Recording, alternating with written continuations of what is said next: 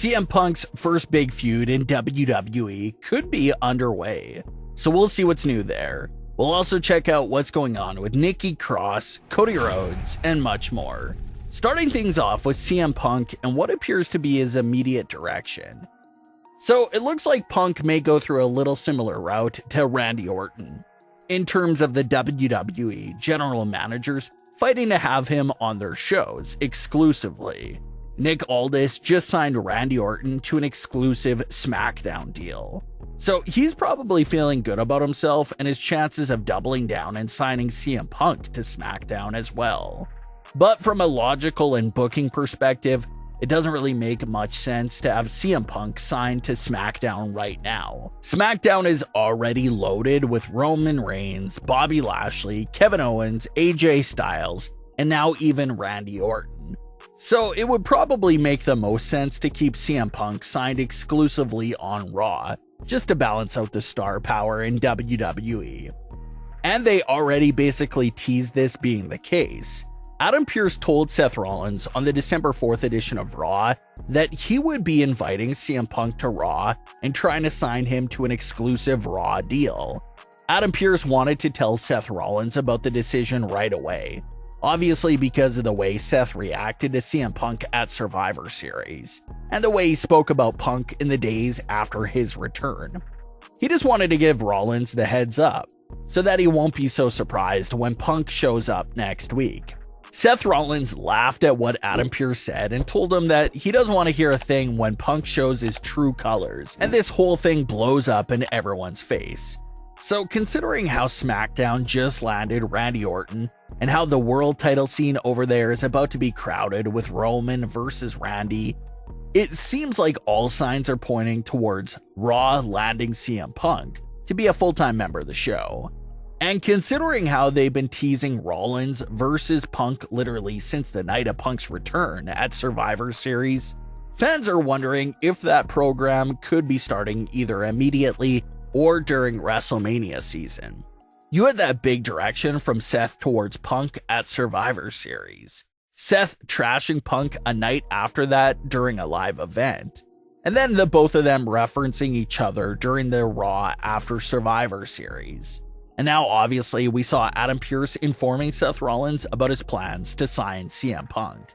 So there's already so many seeds planted for this feud, and it does have fans pretty hyped up because it has this realistic feel to it and elements to it. Seth Rollins personally shared his real feelings about how he never wanted to see CM Punk in a WWE locker room again because he felt like Punk divides locker rooms. That was a genuine answer from Seth Rollins during all those interviews that he was asked about Punk prior to this Survivor Series return. So now it seems like they're taking Seth's real comments and feelings and implementing those same thoughts and opinions into his character's mind and the storyline. His character thinks it's only a matter of time before CM Punk acts out and everything blows up in WWE's face. So that's what Seth Rollins is sitting back and waiting for. But like Punk said during his return promo, his argument is that he's changed. But at the same time, he's not here to make friends anyway. So even the very basic foundation of this feud is still very interesting and has fans hooked to see it officially kick off. Although WWE appears to be heavily hinting at the idea of the feud starting real soon, it's being rumored that CM Punk and Seth Rollins could end up having their meeting with each other at WrestleMania 40. So it'll be interesting to see how they handle that. Do we see Seth and Punk go at it in the near future with a rematch taking place at WrestleMania? Or will they just save everything for WrestleMania? That appears to be the big question that's left unanswered right now. So no one knows when this feud will officially kick off, but telling by the hints that WWE have been giving, it appears to be at least confirmed that we will be seeing Seth Rollins versus CM Punk take place sometime in early to mid 2024. So maybe Adam Pearce will have a big in-ring contract signing for CM Punk on Raw, and maybe that gets interrupted by someone that has a bone to pick with CM Punk. We obviously know that Seth Rollins is not a fan of CM Punk, but there are a few other candidates to interrupt CM Punk's signing as well. Dominik Mysterio was recently going back and forth with CM Punk on Instagram, so he could be interrupted by the Judgment Day. We've also seen that Drew McIntyre isn't a fan of CM Punk either, after taking those light jabs at him during the December 4th Raw promo, saying that he didn't understand how easily WWE forgave CM Punk for everything that he did over the last 10 years. So it doesn't appear to be anything that personal between Drew McIntyre and CM Punk, but Drew is just very jealous and annoyed of the spotlight and attention that Punk has been getting from WWE, despite everything he's done against them over the last decade. Meanwhile, Drew McIntyre has been loyal to WWE over the last few years, carried them through the pandemic era, did all this work for them, and he can't even get his face on the 2024 Royal Rumble poster. If Drew McIntyre comes after CM Punk and interrupts him, that may be where he's coming from. He's just jealous and annoyed at the treatment WWE is giving Punk, so he's gonna take that all out on CM Punk. So despite not even holding any piece of WWE gold at the moment, CM Punk still appears to be the man with a huge target on his back, and we'll have to see who will be the first one to come after him. One thing that fans have been asking and talking about is everything related to Nikki Cross. Nikki started breaking out into these trances several months ago, and there was some hype there because everyone assumed that it would be the start of some big story, or lead towards a big payoff of some sorts. Obviously, the last time WWE did a trance-related storyline, it was everything related to Alexa Bliss and Bray Wyatt, and everyone knows that it led towards big payoffs and big story advancements.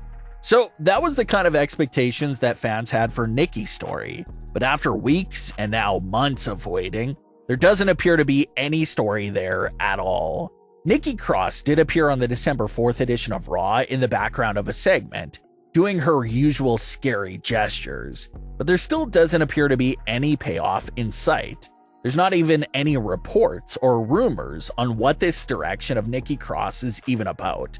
So for now, we can't really pay any mind to what Nikki Cross is doing in terms of breaking it down as a storyline or arc, because there just doesn't appear to be anything of substance there. She just appears to be scary and spooky sort of character right now that'll do little jump scare Easter eggs for other superstars and the audience. But in terms of progression and payoffs, there just isn't anything there right now, so we'll have to keep waiting to see if that changes. Nakamura opened up about why he's coming after Cody Rhodes on Raw. Nakamura said that him and Cody are similar to each other because of their failed WrestleMania stories. They both won the Royal Rumble match, and they were both unsuccessful in their WrestleMania title matches following the Rumble win. So because Nakamura never got to finish his story in WWE, he wants to make sure that Cody Rhodes gets taken out and doesn't get a chance to finish his story either. It looks like even the superstars can see the writing on the wall. They know Cody is going back after Roman in a few months at WrestleMania, and Nakamura wants to put an end to that.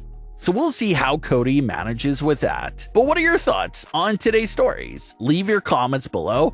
Don't forget to subscribe with all notifications on, and leave a like if you enjoyed. Thanks for watching, guys.